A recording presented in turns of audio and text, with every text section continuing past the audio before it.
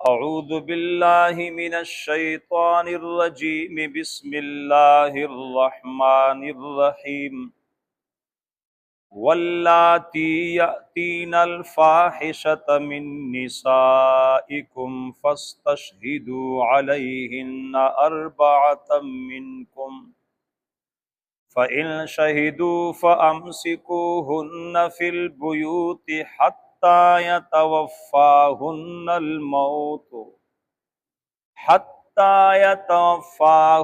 الموت أو يجعل الله لهن سبيلا۔ سورہ نساء آیت نمبر 15۔ یہاں سے رکوع کا آغاز ہے اور اس رکوع کا گزشتہ رکوع کے ساتھ ربط اس انداز سے ہے نمبر 1 کہ گزشتہ رکوع میں عورتوں کے لیے حقوق اور اس رکوع میں عورتوں پر جو حقوق ہیں ان کا تذکرہ۔ نمبر 2، گزشتہ رکوع میں کمزور مخلوق، کمزور طبقہ، عورتوں کے میراث کا تذکرہ کہ میراث کے حوالے سے ان پر ظلم ہو رہا تھا۔ اب یہاں اس رکوع میں بتایا جا رہا ہے کہ یہ تو اپنی جگہ پر ہے کہ ظلم ہو رہا تھا اور اسلام نے اس ظلم کا خاتمہ کیا، لیکن معاشرے میں اگر وہ عورت کسی فاحشہ کا ارتکاب کرتی ہے تو اسے سزا ملے گی۔ خلاصہ اس رکوع کا یہ ہے کہ فحاشی کے دروازے کو بند کرنے کے لیے 2 حکم، اور پھر اس کے بعد ایک حکم اور ہیں کہ ایک رسم جاہلیت کا خاتمہ، کہ جاہلیت میں عورت کی ذات کو میراث میں لیا جاتا تھا۔ ایک تو کسی عورت کا ترکہ ہے، لیکن جاہلیت میں عورت کی ذات کو بھی میراث میں لیا جاتا تھا۔ تو اس رکوع میں اس رسم باطل کا تذکرہ ہوگا۔ یا ایھا الذین آمنوا لا یحل لکم ان ترثوا النساء کرہا، اور ساتھ ساتھ اس بات کا بیان بھی ہے کہ اگر کوئی کوتاہی ہو جائے فوراً توبے کا اہتمام کرو۔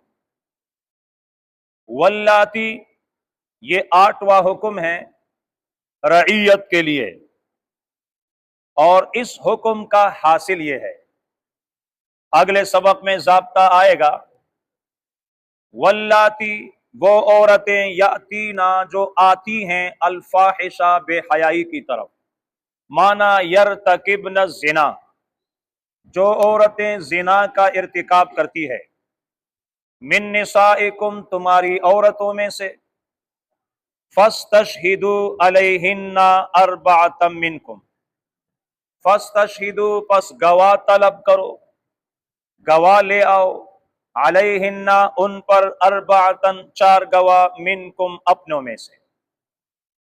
یہاں ایک سوال اٹھتا ہے کہ فاستشہدوا، یہ امر کا صیغہ تو تقاضا کرتا ہے کہ اسلام حریص ہے اس بات پر کہ حدود جاری ہوں، حالانکہ ایسا ہے نہیں۔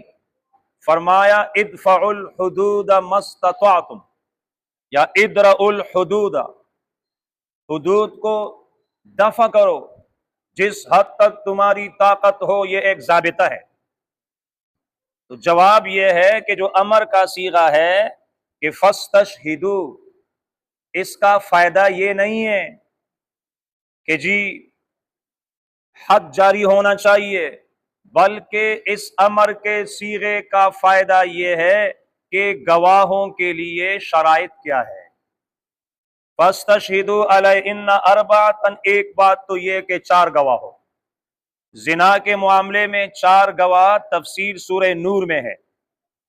منکم، منکم، میم ہے، نون ہے، کاف ہے، میم ہے، لیکن اس میں بڑا ضابطہ ہے کہ وہ 4 گواہ منکم، اپنوں میں سے، अपनों में से मुसलमान हो, आज़ाद हो, मर्द हो, बालिग हो, आकिल हो। ये 5 शराइत यहाँ पर गवाह के लिए सामने आ गई।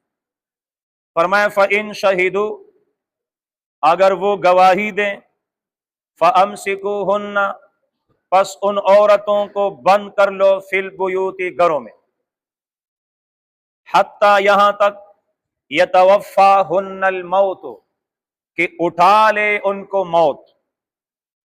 वैसे सवाल है यतवफ़्फ़ा, वफात और मौत, कि वफात करे उनको मौत, तो माना यह है यतवफ़्फ़ाहुन्ना मलाइकतुल मौत, यतवफ़्फ़ाहुन्ना मलाइकतुल मौत, या याखुज़ुहुन्ना अल मौत कामिलन, माना कि मौत उनको उठाए, और तवफ़ी का माना है पूरा पूरा लेना। औ यजअलल्लाहु, या अल्लाह ताला मुकर्रर करे, लहुन्ना, इन औरतों के लिए, सबीला, तो लहुन्ना फीहिन्ना सबीला सबील अल हद। ये आयत, इसकी वजाहत जी सूरह नूर में मौजूद हैं, और सूरह नूर की आयत नंबर 2 है, अज़्ज़ानियतु वज़्ज़ानी फजलिदू कुल्ला वाहिदिम मिनहुमा मिअत जल्दा। तो पहला हुक्म यह था कि अगर कोई खातून बेहयाई की तरफ आ जाए, 4 गवाह मौजूद हो भाई, फस्तशहिदू अलैहिन्ना में भी एक फायदा है, वो ये है कि जिना का इर्तिकाब हो गया तो 4 गवाह होने चाहिए। अगर एक, ये 4 गवाहों की तरतीब क्यों बना दी?